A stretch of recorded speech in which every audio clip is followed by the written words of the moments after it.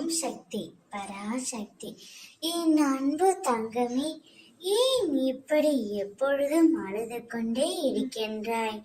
இந்த வாழ்க்கையே வெறுத்து போய் உட்கார்ந்திருக்கின்றாய்.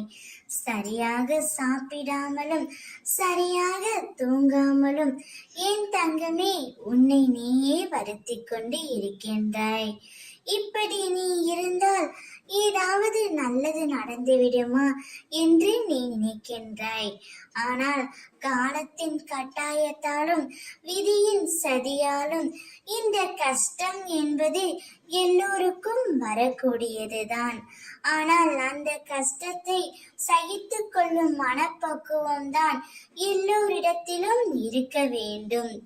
எல்லாமே தாண்டி வந்தால்தான் வாழ்க்கை என்பது அழகாக இருக்கும். ஏன் தங்க, இவ்வளவு உன் துணையின் மீது அதீத அன்பு வைத்து இப்பொழுது கஷ்டப்பட்டு கொண்டிருக்கின்றாய். வார்த்தையிலும் சரி, வாழ்க்கையிலும் சரி, பொறுமை மிகவும் அவசியம். நீ பொறுமையாக இருந்தால் எதையுமே சாதிக்க முடியும். உன்னை தேடி உனக்கான உறவு ஒன்று வரப்போகின்றது. அது உன் துணையாகவே இருக்க போகின்றார். உன்னுடைய துணையின் இல்லத்தில் ஒரு இறப்பு நடந்துவிட்டது. அந்த இறப்பின் மூலம் உனது வாழ்க்கையில் ஒரு நல்லது தொடங்கிவிட்டது என் தங்கமே.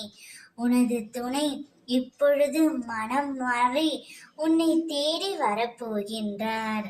நீ அந்த உறவுடன் சந்தோஷமாக இருக்கத்தான் வேண்டும். வாழ்க்கை என்பது நாம் எடுத்துக்கொள்ளும் முடிவுகளை பொறுத்துதான் அமையும். நீ நல்லதே நினை, நல்லதே நடக்கும். ஓம் சக்தி.